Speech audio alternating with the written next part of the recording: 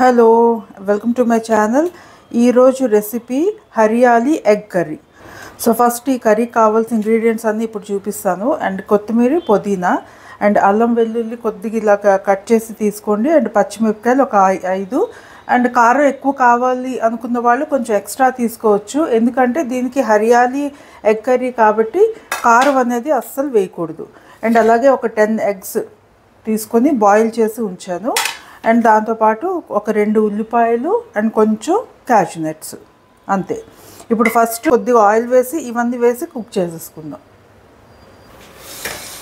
Just చూడండి, almost అయిపోయింది కదా. సో ఇప్పుడు ఇది ఒక ప్లేట్లోకి తీసేసి చల్లనిచ్చేద్దాం. చల్లగా అయిన తర్వాత గ్రైండ్ చేసుకుందాం ప్యూరేలా.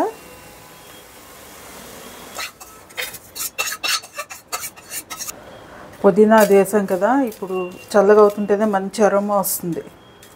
ఈ కర్రీకి ఎగ్స్ 2 వైపులా మనం ఫ్రై చేసుకుంటేనే బాగుంటుంది. సో ఇప్పుడు ఎగ్ కట్ చేయడానికి చూడండి, నేను సన్నటి థ్రెడ్ తీసుకున్నాను. 90% ఇది అందరికీ తెలిసే ఉంటుంది, తెలియకపోయిన వాళ్ళకి నేను చెప్తున్నా. ఇలా కట్ చేసుకుంటే నైఫ్ కన్నా మనం థ్రెడ్తో ఇలా కట్ చేసుకుంటే బాగా కట్ అవుతుంది అనమాట ఎగ్. ఇలా నీట్గా కట్ అవుతాయి. ఇలా అన్నీ కట్ చేసి ఉంచేసుకుందాం.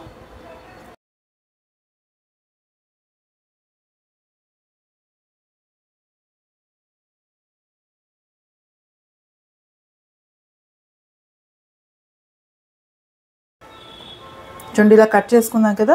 ఇప్పుడు ఇవి ఫ్రై చేసుకుందాం. సో కొద్దిగా ఆయిల్ తీసుకుందాము. నేను ఇక్కడ మస్టర్డ్ ఆయిల్ తీసుకుంటున్నాను, మీ చాయిస్. మీకు మస్టర్డ్ ఆయిల్ ఫ్లేవర్ నచ్చకపోతే వేరే ఆయిల్ ఏదైనా తీసుకోవచ్చు, but try to use cold pressed oils. And కొద్దిగా ఇలా స్ప్రెడ్ చేసుకోండి. కొద్దిగా పసుపు, కొద్దిగా సాల్ట్ వేసుకుని ఒక్కసారి ఇలా స్ప్రెడ్ చేసుకొని అప్పుడు ఈ ఎగ్స్ ఉన్నాయి కదా, ఇవి రివర్స్లో పెడదాం. ఇలా మనకి లోపల చందమామ ఉంది కదా, యోకు, అది కొంచెం బాగా ఫ్రై అవ్వాలన్నమాట. అది ఒక లేయర్లా కింద ఫ్రై అయితే, అబ్బో ఇదేం తిరగట్లేదు, తిరగనంటుంది. అండ్ ఇప్పుడు కొద్దిగా ఇలా అనుకున్నారంటే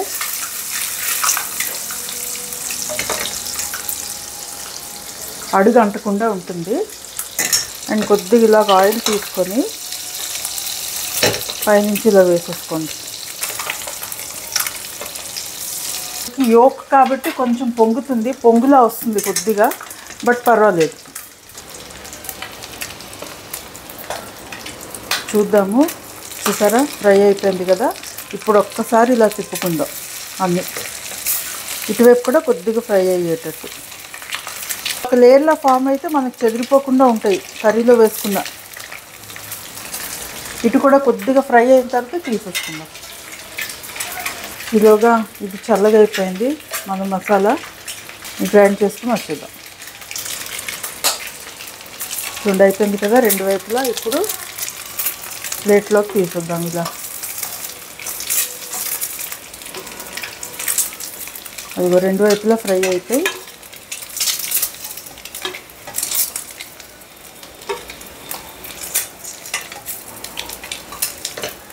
చూడండి, ఇటు కూడా ఫ్రై అయిపోయింది.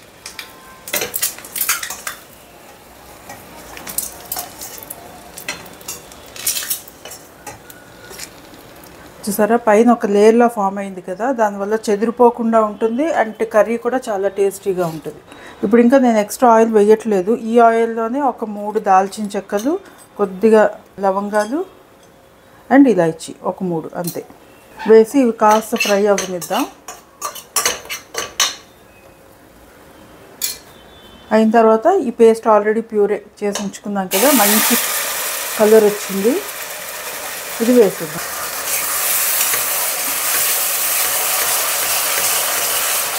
ఇంకా ఎక్స్ట్రా ఆయిల్స్ అసలు వేయొద్దు,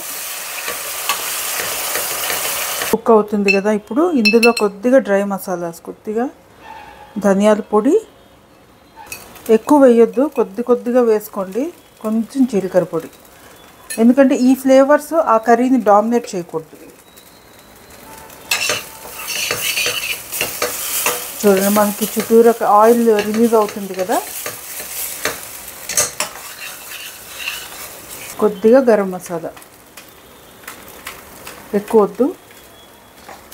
ఈ కర్రీలో అన్నీ చాలా తక్కువ వేసుకోండి. గరం మసాలాలు, జీలకర్ర, అల్లం వెల్లుల్లి చూసారా, మనకి అడుగు అంటకుండా ఇలా రావాలి. అంటే ఆయిల్ రిలీజ్ అయినట్టు జస్ట్ ఇలా అడుగు అంటకుండా ఇలా రావాలి గ్రేవీ. ఇప్పుడు కొద్దిగా వాటర్ వేసుకుందాం. ఇది తర్వాత థిక్గా అయిపోతుంది కాబట్టి కొంచెం ఎక్కువ వేసుకున్నా సరే ఏం కాదు. ఒకసారి ఇలా బాగా అంతా కలిపేసుకుని మూత పెట్టి ఉడికేంత వరకు వదిలేద్దాం. ఇందులో కారం మాత్రం అస్సలు వేయొద్దు, పచ్చిమిరపకాయలే వేయాలి. కారం వేస్తే మొత్తం కలర్ అంతా పాడైపోతుంది. మళ్ళీ మూత పెట్టేసి let it cook for some time. చూడండి, కుక్ అయ్యి కొంచెం మంచి క్రీమీ టెక్స్చర్ వచ్చింది కదా. ఇందులో కొద్దిగా క్రీమ్ వేసుకుందాము. క్రీమ్ వేసుకుంటే ఆ రిచ్నెస్ అనేది వస్తుంది కర్రీకి. చూసారా థిక్గా గ్రేవీ.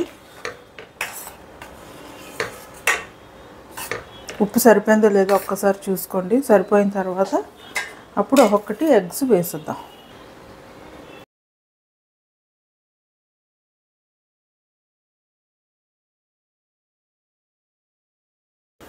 ఎగ్స్ వేసిన తర్వాత ఎక్కువ కలపొద్దు, జస్ట్ ఒకసారి ఇలాగని వదిలేయండి. ఎందుకంటే పైన చందమామ ఉంటుంది కదా, అవన్నీ స్ప్రెడ్ అయిపోతాయి కలిపారంటే ఎక్కువ.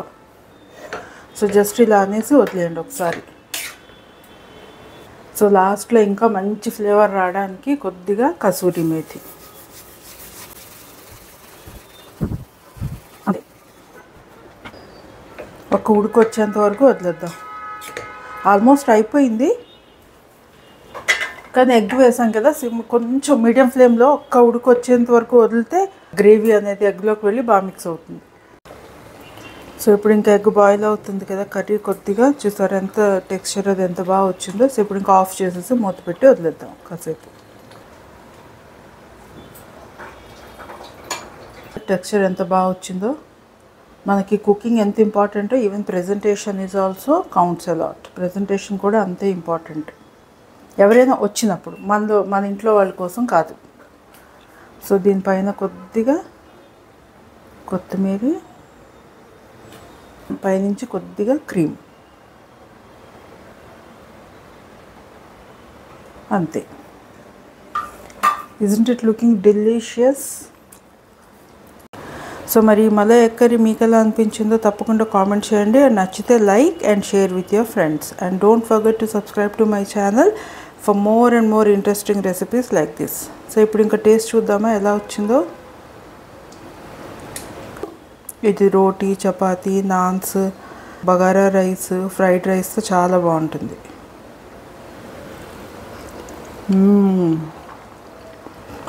యమ్మీ. So thanks for watching. Next మళ్ళీ ఇంకో వీడియోలో కలుద్దాం. అంతవరకు take care of yourself. This is Usha signing off now. Bye.